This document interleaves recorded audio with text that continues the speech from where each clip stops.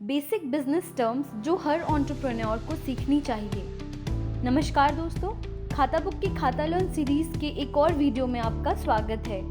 आज एक बिजनेसमैन के रूप में कुछ नियम और अवधारणाएं हैं जो हर किसी को पता होनी चाहिए।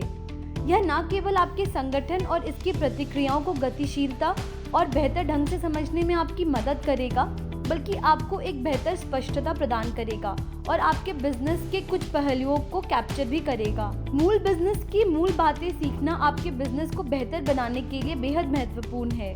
सौभाग्य से आपको प्रमुख व्यावसायिक अवधारणाओं को मास्टर करने के लिए MBA करने की आवश्यकता नहीं है। यह वीडियो आपको बिजनेस की कुछ मूल बातों को समझने में मदद करेगा।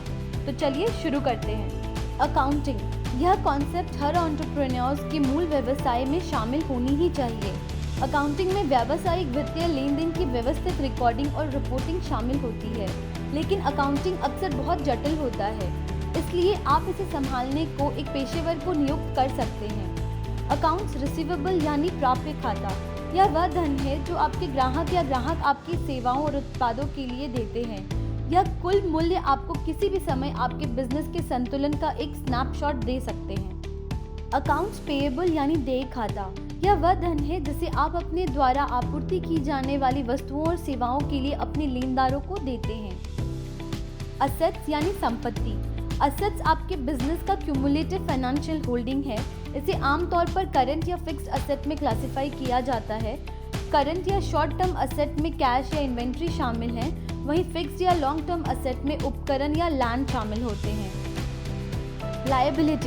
लायबिलिटीज यानी उधार जो आपके बिजनेस को किसी अन्य व्यक्ति या संस्था को देना है।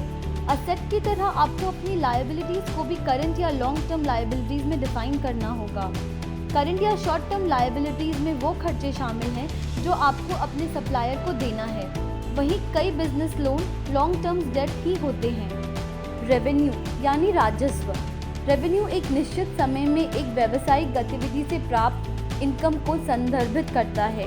आप बेची गई यूनिट्स की संख्या से माल या सेवाओं की पर यूनिट कॉस्ट को मल्टीप्लाई करके अपनी कमाई की गणना कर सकते हैं। एक्सपेंसेस यानी खर्च, क्या आपका बिजनेस उपकरण, सुविधाओं या उत्पादों के लिए खर्च करता है? यहाँ खर्च के कुछ उदाहरण दिए गए हैं, जैसे आपके बिजनेस को चलाने के लिए आप जो पैसा खर्च करते हैं। सेल्फ एम्प्लॉयमेंट के लिए एक उचित बिजनेस एक्सपेंसेस टैक्स डिडक्शन के योग्य होता है। ओनर्स इक्विटी, इसे अक्सर परसेंटेज में रिप्रेजेंट किया जाता है। ओनर्स इक्विटी का मतलब है बिजनेस असेट्स में ओनर्स का कितना परसेंटेज होता है। बैलेंस शीट, ये की फाइनेंशियल डॉक्यूमेंट है जो आपके बिजनेस असेट्स, लायबिलिटीज और ओनर्स की इक्विटी का पूरा स्नैपशॉट होता है। नेट प्रॉफिट यानी शुद्ध लाभ, इसे बॉटम लाइन के नाम से भी जाना जाता है। नेट प्रॉफिट का मतलब है total revenues minus total expenses. यह आंकड़ा टैक्स के लिए खास महत्व रखता है। ऐसा इसीलिए है क्योंकि आप नेट प्रॉफिट के परसेंटेज के रूप में सेल्फ एम्प्लॉयमेंट टैक्सेस का भुगतान कर सकते हैं। नेट लॉस यानी शुद्ध नुकसान, यदि आपका टोटल खर्च आपके टोटल रेवेन्यू से अधिक है तो आपको नेट लॉस होता है।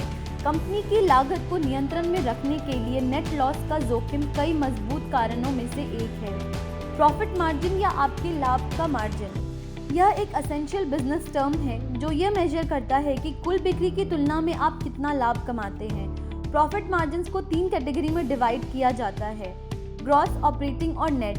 आप अपने प्रॉफिट यानी रेवेन्यू माइनस कॉस्ट को रेवेन्यू से डिवाइड करके इसे कैलकुलेट कर सकते हैं।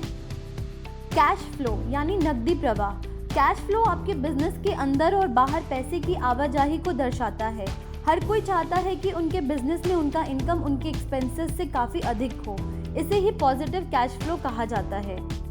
रिटर्न ऑन इन्वेस्टमेंट यानी निवेश पर वापसी, निवेश या ROI पर आपका रिटर्न दर्शाता है कि आपने कितना कमाया या खोया है, उसकी तुलना में आपने व्यावसायिक निवेश पर कितना खर्च किया है।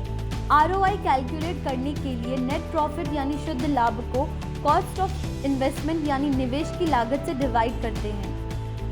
B2B और B2C, क्या आपके बिजनेस का उद्देश्य अन्य बिजनेसेस को प्रोडक्ट्स या सर्विसेज सप्लाई करना है? यदि ऐसा है तो आप एक B2B या बिजनेस से बिजनेस चलाते हैं।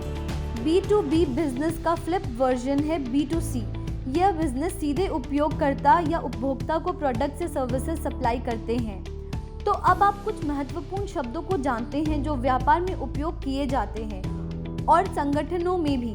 इन कॉन्सेप्ट्स के बारे में कुछ और बात सीखना सुनिश्चित करें ताकि आप चीज़ों को पूरी तरह से एक अलग नज़रिए से देख सकें। हमें उम्मीद है कि आपको यह वीडियो पसंद आया होगा। कृपया हमारे चैनल को लाइक, शेयर और सब्सक्राइब ज़रूर करें। धन्यवाद।